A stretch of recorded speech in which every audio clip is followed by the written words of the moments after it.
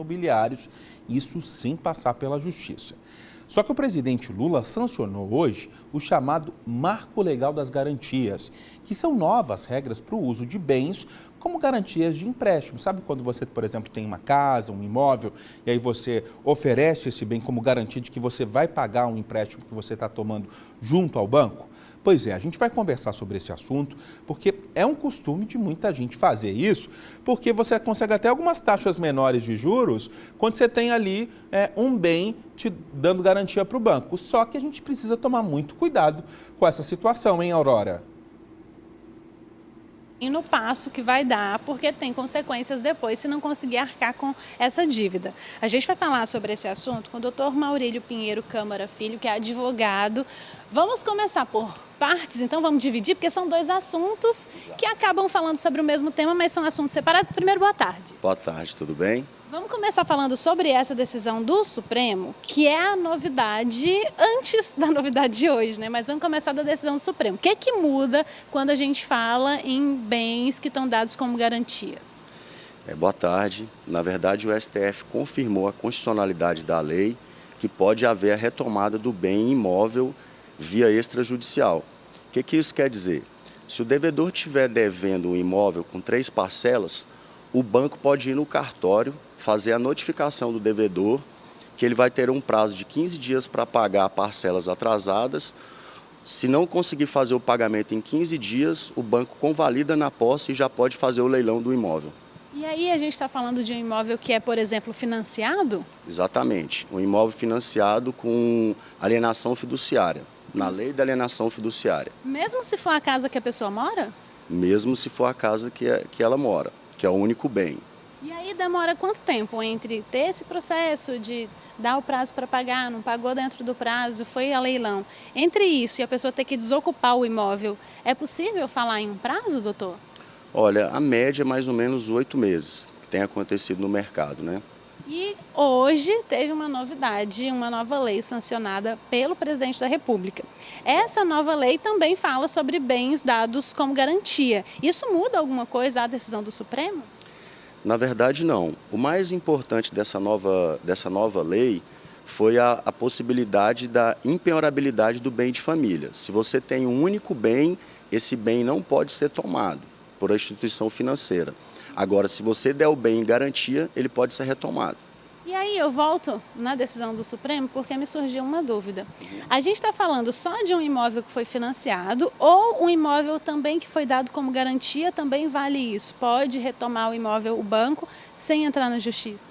Na verdade, são coisas distintas. A primeira é o seguinte: se você comprou um imóvel no sistema financeiro imobiliário, na lei de alienação fiduciária, esse imóvel fica no seu nome e é dado como garantia. Se você não pagar, a instituição financeira pode retomar esse imóvel sem ação judicial.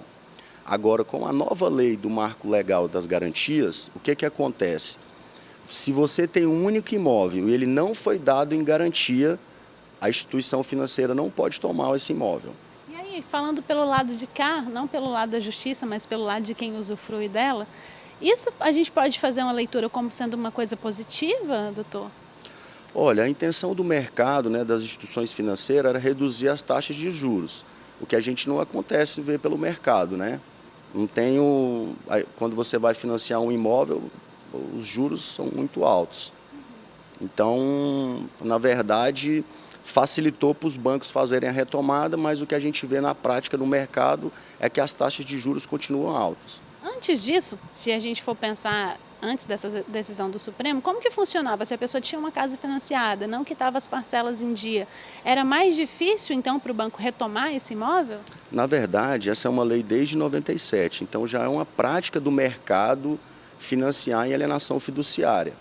Então, o que aconteceu com essa nova lei sancionada hoje, que foi a impenhorabilidade da casa de bem de família. Então significa que se eu moro nessa casa, é o único imóvel que eu tenho, eu não posso dar ele como garantia na hora de fazer um empréstimo ou financiamento. Na verdade, você pode. Só que lembrando que se você der esse imóvel em garantia e você não pagar, você pode ficar sem esse imóvel.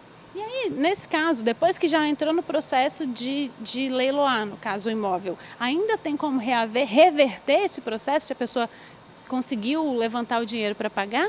Ou aí tem que comprar no leilão, se for o caso? Na verdade é o seguinte, quando esse imóvel vai para leilão, o banco tem que cumprir alguns requisitos na convalidação da posse. Se não for cumprido esses requisitos, o devedor pode entrar no judiciário e requerer essas garantias, entendeu? Então ainda não é caso perdido, né? Digamos que se o banco entrou com esse processo, a pessoa ainda pode procurar ou uma advogada, a Defensoria Pública, para entender melhor e ver até onde ela pode ir para não perder o bem. Exatamente. O mais importante é um defensor público que é especialista em ações bancárias, um advogado especialista em ação bancária, para conseguir fazer a retomada do imóvel. Ô, doutor Maurílio, mas digamos que a pessoa deixou de pagar só algumas parcelas. Lá para trás ela pagou por anos. Ela perde tudo que ela já pagou? Olha, o mais interessante, na verdade, é difícil para o consumidor, é que se esse imóvel for a leilão, dificilmente é arrematado na primeira vez. E na segunda oportunidade, no segundo leilão, esse imóvel é arrematado por 50%. E se seu débito for maior do que o imóvel, você continua devendo à instituição financeira. E além de perder o que eu já paguei, eu ainda continuo devendo. Então é importante se programar para não deixar acontecer uma coisa dessa, porque a pessoa pode perder as economias de uma vida por conta de parcelas atrasadas. Exatamente. Você pode jogar tudo fora. Então a gente tem que ter muita atenção na hora de fazer esse tipo de financiamento, analisar bem as economias para você não ficar inadimplente. Bem, obrigada pelas informações, doutor Maurílio. Roger. Obrigado, viu, Aurora, também pelas informações.